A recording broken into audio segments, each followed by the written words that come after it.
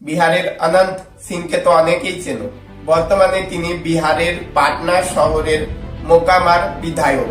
সকলেই জানেন বিহারে কিছুদিন আগে ভোট হলো। ভোটের কিছুদিন আগের কথা, দুলাল চাঁদ যাদব নামে এক ব্যক্তি অনন্ত সিং এর বউকে নিয়ে উল্টো পাল্টা কথা বলেছে। তিনি বলেছেন অনন্ত সিং এর বউ নাকি বাইজি, তার আসল নাম নাকি নীলম খাতুন। नीलम देवी ने नीलम खातून है।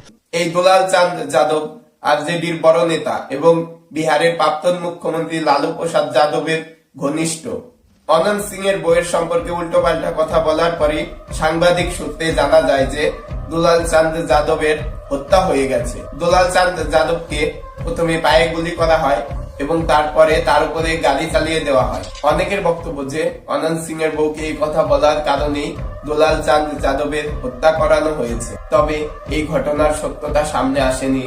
পুলিশ এই নিয়ে তদন্ত করছে। এই বিষয়টা থেকে একটা জিনিসই উঠে আসছে যে কখনো কারো মা বোন বউকে নিয়ে উল্টো পাল্টা কথা বলা উচিত নয়।